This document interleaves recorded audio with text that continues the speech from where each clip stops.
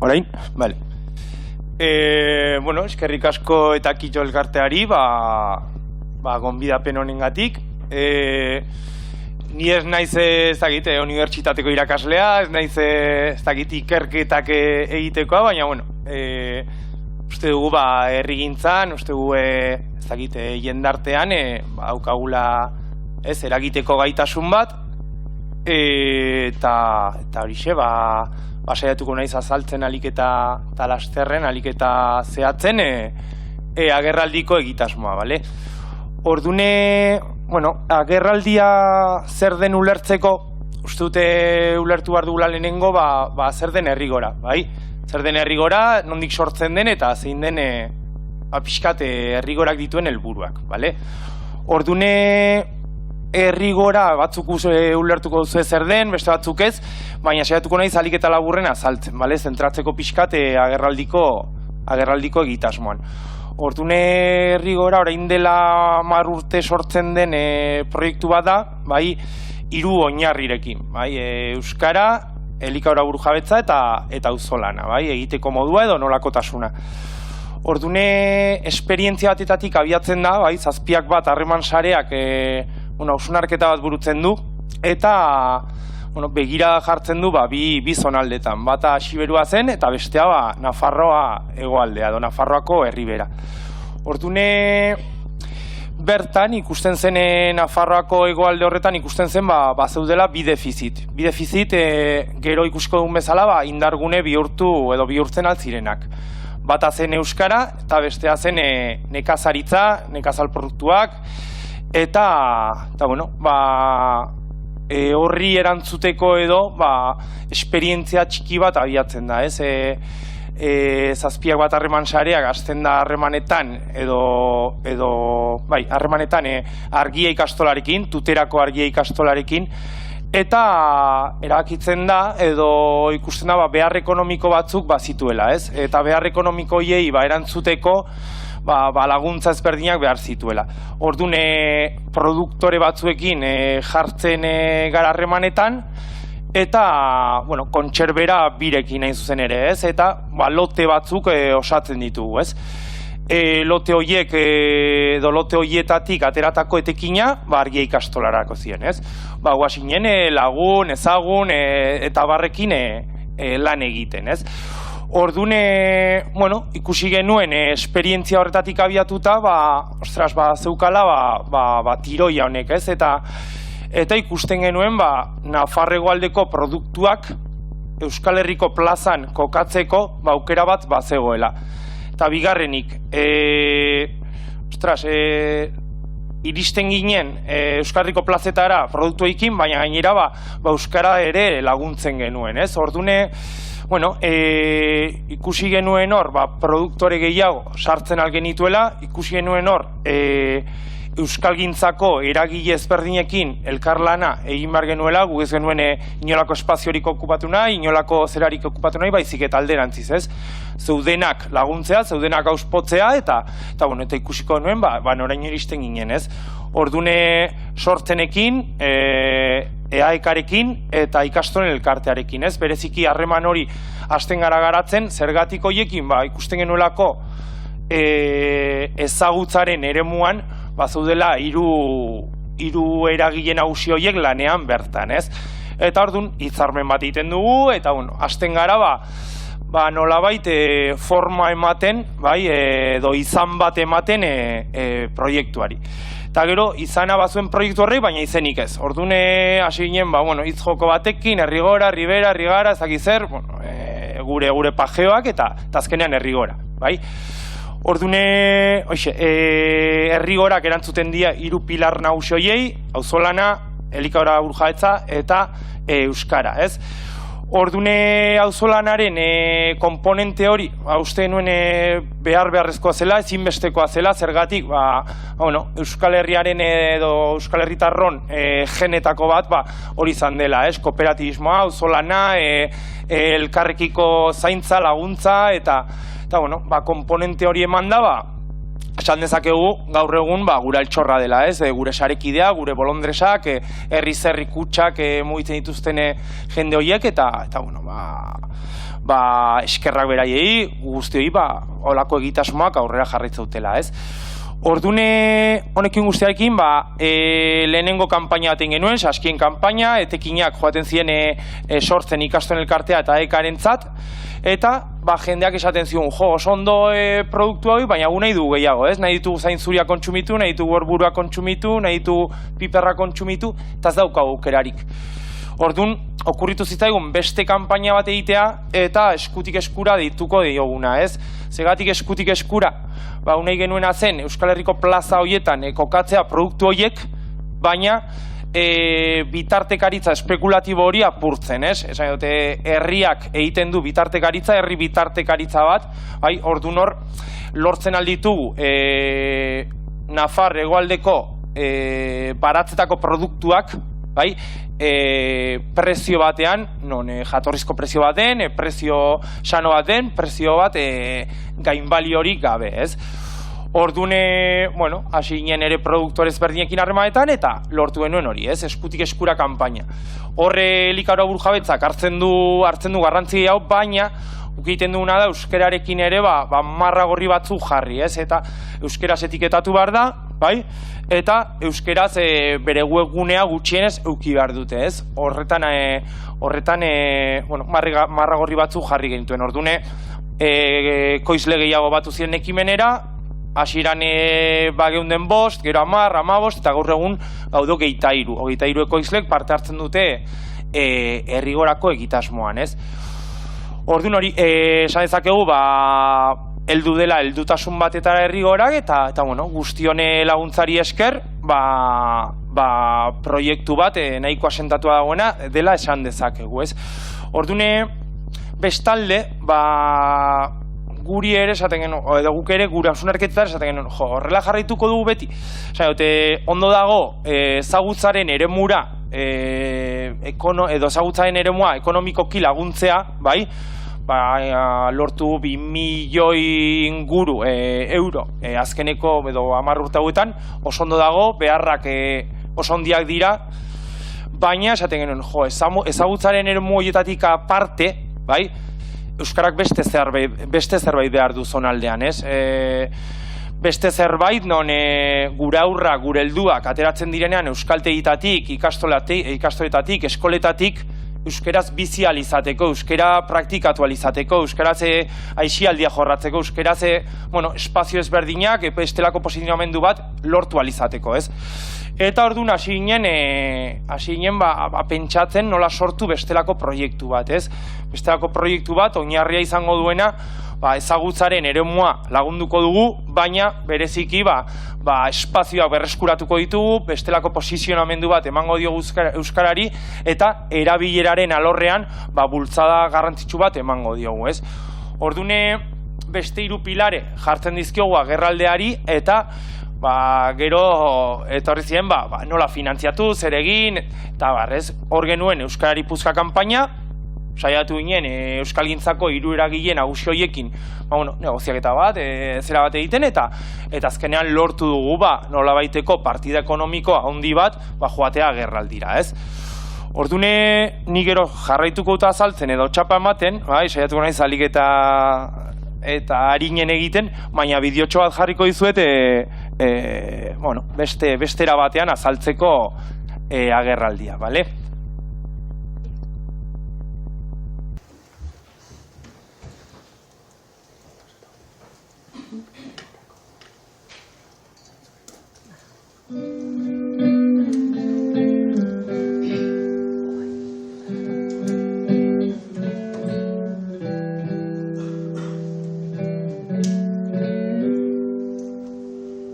Errigoran egin nuen hausnarketa bat, ez? Eta zen, beste zerbait bat zuela euskarak, zonaldean, ez? Nafar hegoaldean. Eta, horretarako, zinen martxan orain dela 2 urte terdi, eta lantaldetxoa sortu genuen, bertako jendearekin. Zer irakaskuntza zaude zure? Ez, examenez. Bai? Bai, baina uteran. Deitu ninduten, eta, ikusten duzunean jendea dagoela gogotzu horrelako proiektu bat aurrera eramateko zure zonaldean, ezin duzu ezetz esan. Egia da, lehenengo momentuan flipatu nuela, helburu oso handiak zirelako, baina, bueno, buru gogorra gara, eta biztan dago gogotzua zaude eta elkarlanarekin dena lortu aldera. Nafarroa alderako izan behar dela, horretik marko hau ere bai, han pentsatu behar da, eta bera eduki behar dugu kontutan. Baina bai ez talde batetik bai ikusten genuen, ez dela Nafarroa alderen kontua bakarrik, eduki behar dugu Euskal Herriak horretiko paper bat. Eta zentu horretan kokatzen genuela hildoa. Ez denuen elkar ezagutzen, ni agertu nintzen 3 asteko ume txiki batekin, bileran, eta hori, sentsazioa lehenengo momentutik izan zen, lagun arteko. Hau da,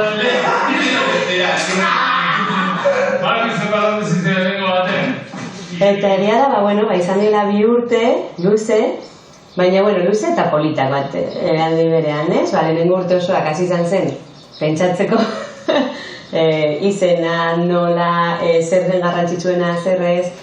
Eta Irunberri aldekoak eta Zangotzaldekoak, hori egoan da? Hori da. Eta Larraga bera herria esan. Larragakoak esaten dute, ez gara Riberakoak, beraien esaten dute. Nosotros no somos Riberos. Baina horra arazoa dago. Euskerarekin. Agerraldiak nahi du eragin agerzonaldean, ez? Deitzen diogu agerzonaldeari, bere gara ermatarrek ager baskon deitzen zioten zonaldeari, litzatekela lehengo zona nogaskofona. Eragin nahi dugu zati honetan, zergatik, euskara egon delako zigortua, ez? Nola bai? Helburua da puntutan, tapata posizionamendu berri bat, eta bestean esaretzea. Nire zalantzatzen, hiri helburuak, edo helburua da euskararen erabilera legarrera eta ezagutzak sustatzea, eta horretarako bitartekoak posizionamendua eta ulertzen dut ez eratik hartzen da. Bitartekoak, baina helburua benetako da euskarari espazio bat ematea. Agerraldiak helburu hirukoitza dauka, alde batetik euskararen ezagutza zabaltzea, beste aldetik bere erabilera eta euskaraz bizitzeko aukerak handitzea, eta gero beste helburu importante bat bada euskararen aldeko jarrerak indartzea eta sustatzea.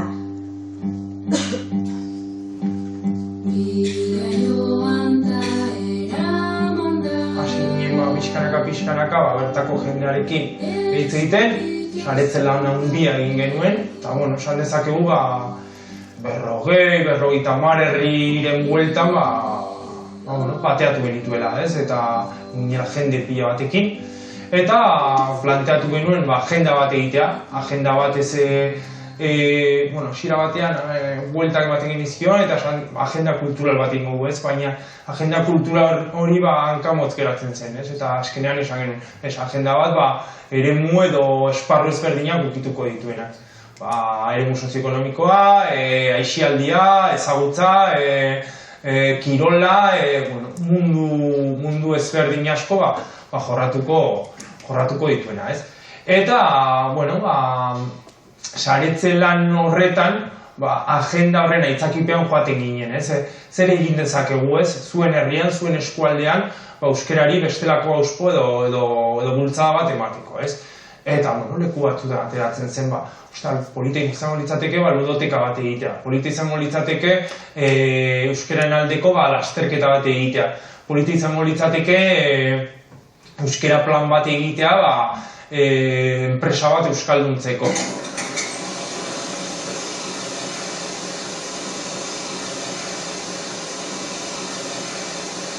Uste dute, benik eta behin, euskaraz etiketatzeko autu hori egitea, aitortu egin bezaiela Errigoran parte hartu duten enpresei.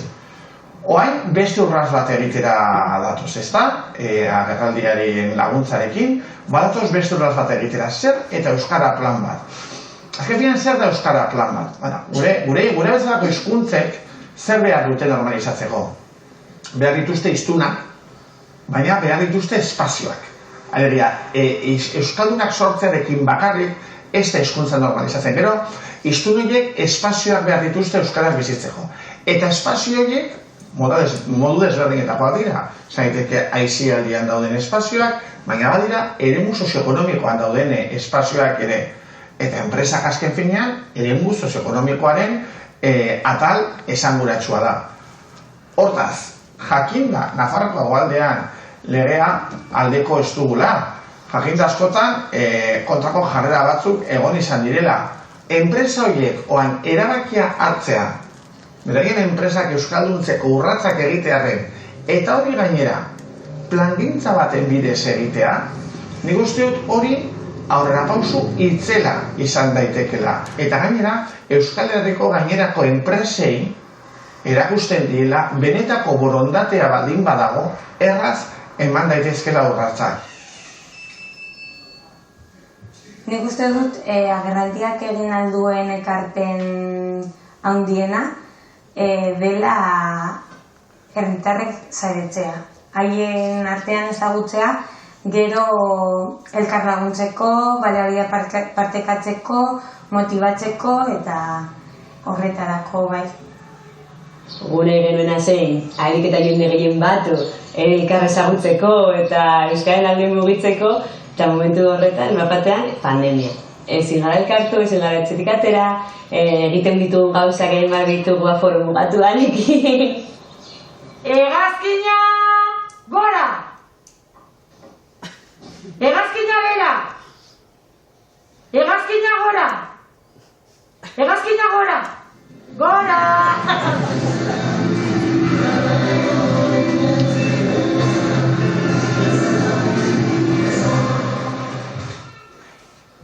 ¿Por qué no tienen derecho los niños aquí a estudiar en euskera? Esa sería la pregunta igual. ¿Sabes? ¿Por qué en la zona norte es zona vascófona y en la zona sur es zona no vascófona? Claro, es que lo que nos llevó a luchar por tener un modelo de Castejón es eso, el por qué nuestros hijos no podían estudiar en euskera, por qué no podían aprender el idioma de Navarra.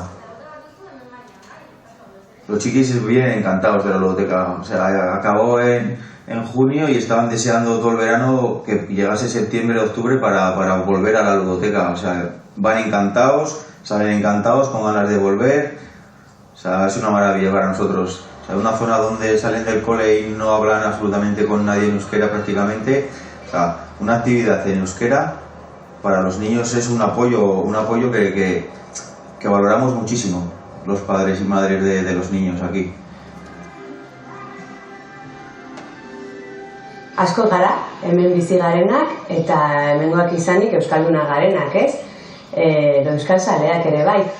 Zagit, guk esaten hori dugu, sagarrondoa hor dago, ari gara mugitzen eta poliki erortzen dira fruituak, ez? Belarritik bihotzera bide laburra,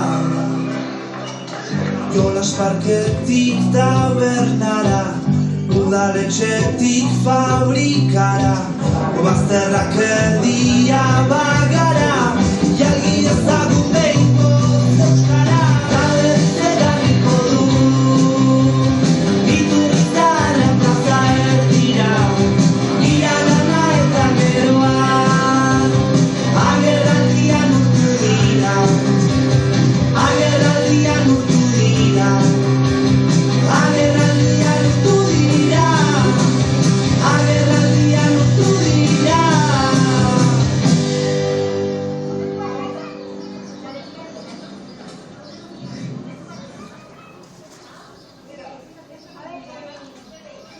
Ojalá esta iniciativa sirva para que la gente entienda que la pluralidad lingüística es un signo de riqueza cultural.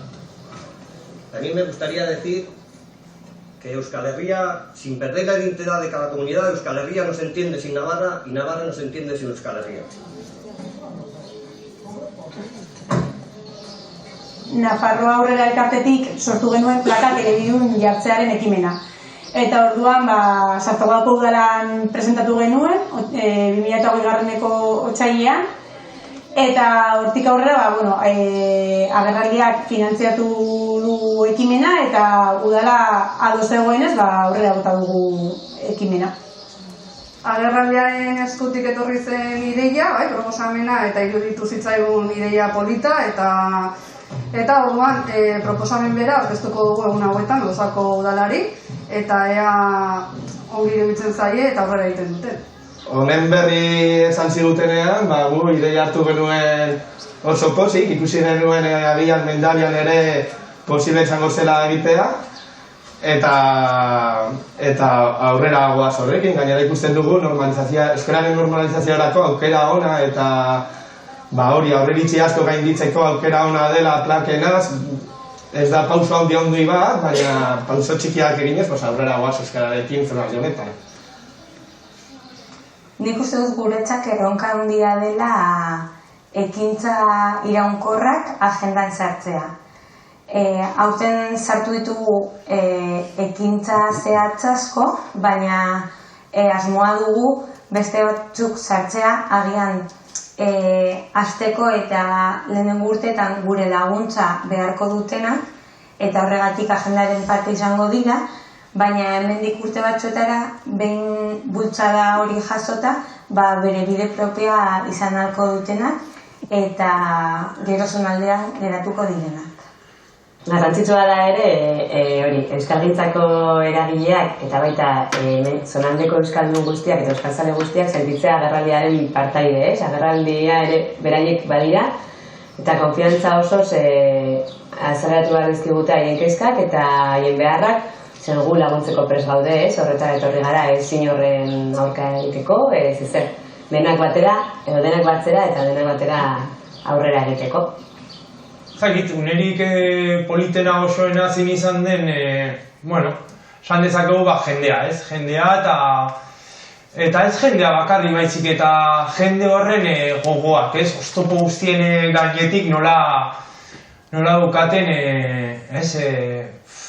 Esan dezakegu determinazio hori euskeraz bizitzeko, ez? Eta zein, zagit, irribarrearekin, zein, gogoekin egiten duten lan, egoera hau iraultzeko, ez? Eta zenbat jende zautzen ari garen, jende hori gonbidatzen zaitu etxetara, zaude beraikin harremanetan, telefonoz hitz egiten duzu, inkluso, afariak edo narakoak egiten dira haiekin, ez? Eta hori ostea da, eramaten dituzu lagunak, eramaten dituzu kideak, eramaten dituzu, azken helburura iristeko zurekin daudoen jende hori.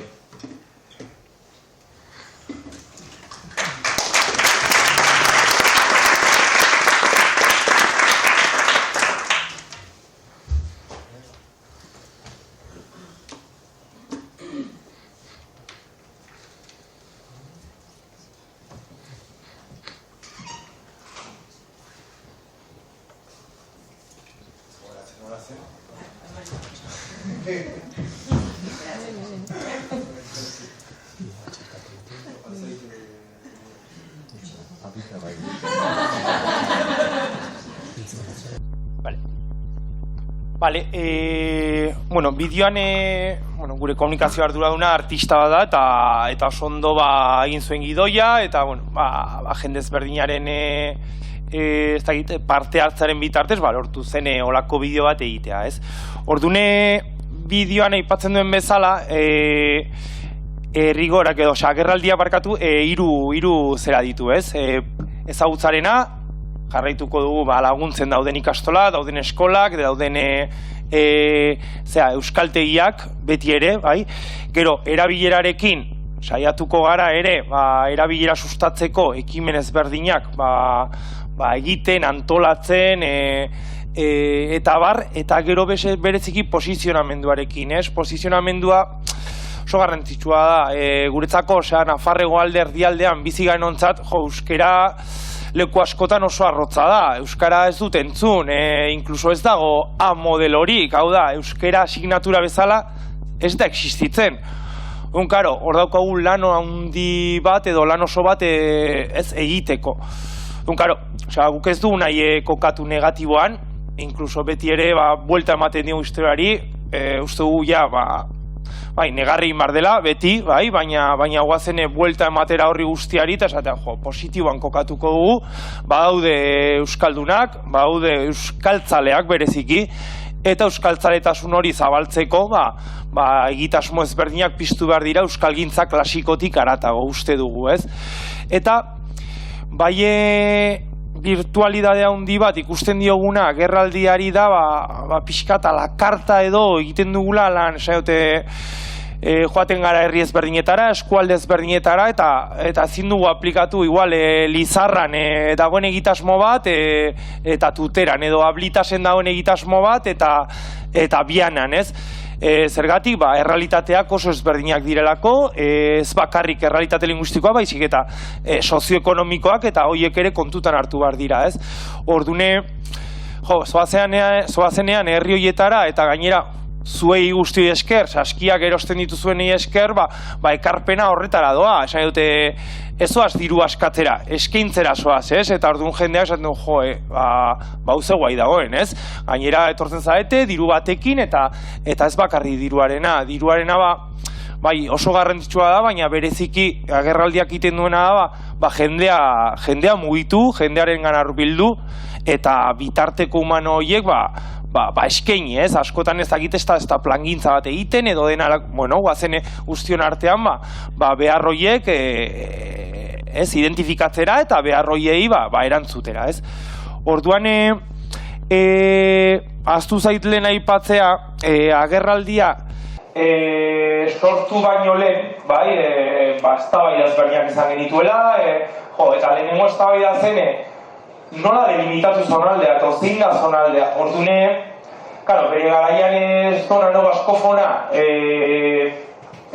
izendatu zutenean, horre administraritzatik edo parlamentutik aldaketa batzuk egon ziren. Eta aldaketa batzuk edo aldaketa hori ziren, herri batzuk igartzen zila mistora, eta orduan ezin genuen eremua edo zonifikazioa hartu limitazio ezala, ez? Orduan esan genuen, aldaketa administratiboak egon dira, euskara, igual, ofiziala bihurtu da, baina bere horretan jarraitzen du hau da. Naiz eta, eredua irekitzeko aukera izan, eskoletan, ikastoetan edo ikastetxeetan, berdin jarraitzen zuen errealitatea, hor eskuine beziki UPN-eren eskutik sekulako lana egin dute, eta sekulako lana egin dute euskera desagertarazteko zonaldean, ez? Orduan, ezagutzaren eremuak oso ondo daude, baina ezagutzaren eremutatik haratago asko dauko egiteko, ez? Horre gusartu baino lehen, hori izan dira ikastolak, hori izan da eka, hori izan da sortzen, eta beraiei asko eskertu behar diegu, ez? Egin izan duten lan hori, ez? Baina, esaten genuen, beste zerbait hori, guazen kudeatzera, guazen gestionatzera, bestelako erabatean, ez? Ordune, bereziki, agerraldiaren zeregina, uste dugu, hiru zutabe horiei erantzutera datorrela, baina, nola erantzuten dugu sandakoa, ez? Bideoan agertzen da, hasiera batean, notu zitzaigula, esatea, egingo dugu agenda kultural bat. Baina, agenda izan behar da, askotarikoa, eremu asko kituko dituena, eta lehen esan bezala, beharrei erantzungo diona. Orduan, horra ipatzen da, bideoa orain dela 2 urtetakoa da, baina euskera planekin horre zauden 12, orain herrigorako ekoizle guztiak, euskera plan bat abiatu dute. Batzuk egikaritu dute, beste batzuk bidean daude. Ordune, gero bestalde, jolastekekin hor jartzen zuen, 12 jolasteka kudeatu ditugula edo martxan jarri ditugula, ez, oraintxe bertan ustu daudela, 21 inguru, ez. Horrek ze suposatzen du, 250 umetatik, 250 ume parte hartzautela hor. Hemen Dindaia dago, Dindaiak asko lagundu izan digu honetan, eta nik ustute, gero azalduko dute beren proiektua, baina guretzako ezinbesteko pilare bat ere izan da, ez?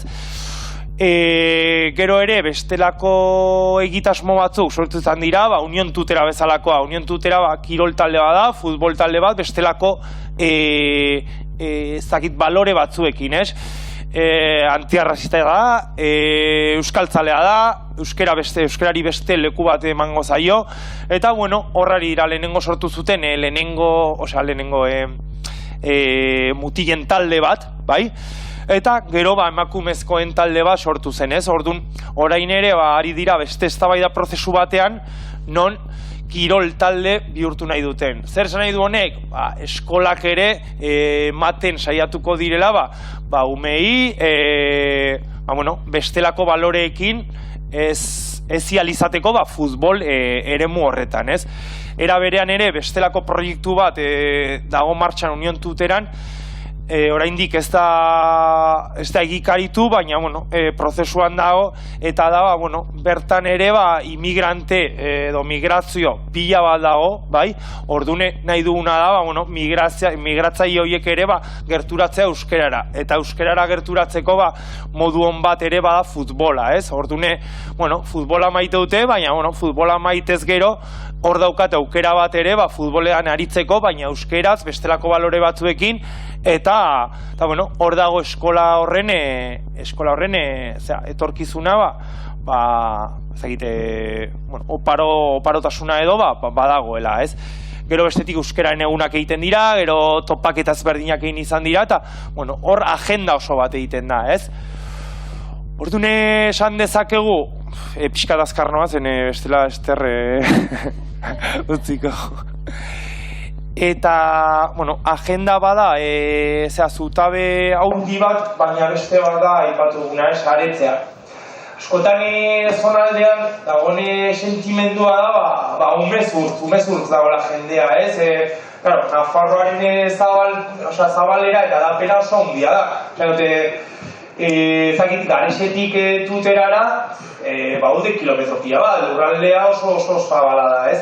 Orduan, nahi duguna da,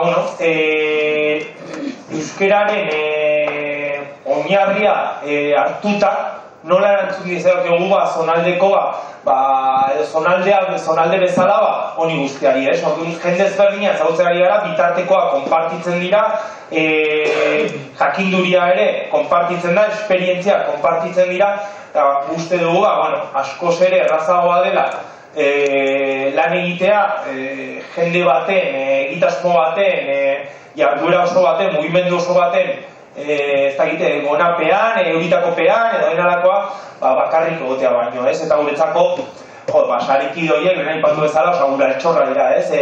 Jende hori, ez dakit, bolondreski, gurasoak, txikiak, ez dakit, langileak, daudenakor, gure lanean, hori izugarria da, ez? Ordune,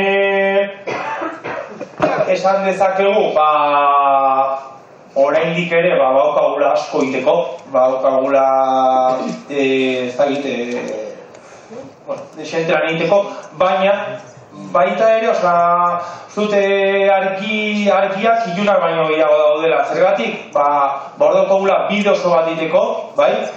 Bide hori geroz eta jende gehiagorekin egiten ari gara, bide hori geroz eta eskutik hartuago egiten ari gara, uste dugu hori dela garrantzitsuenak, bide hori ere, bestelako, militantzia eredu batekin, bestelako batekin ere egiten ari gara, eta nik zute, euskerari eman diagula transbertsaltasun edo transbertsalitasun, ez da nola esan, transbertsalki lan egiten dugula, ez? Zergatik, uste dugulako, feminismoa erakartzen bazaitu, euskera sartuko dugu ere, memoria historikoa lantzen mauz, euskerare sartuko du, enpresan lanean bazaude euskerare sartuko du, ez? Baina izatea zerbait normalizazio lutz joango dena. Bai, zen igual ez dakite, hemen eibar batean normala da, kaleak ebile biduen zegotea, baina Tutera batean, Abritas batean, Legosa batean, Mendabi batean, ez. Eta hori da, guretzako, adibidez, sartaunan ingenuenan hori, sekulako ilusioarekin, jendean egar, eta guztia, guretzako, horrek ez du preziorik, ez? Ordune, oso azkar joan naiz, azkeneko zeranetan, baina gutxi gora bera hori da gerraldia, eta...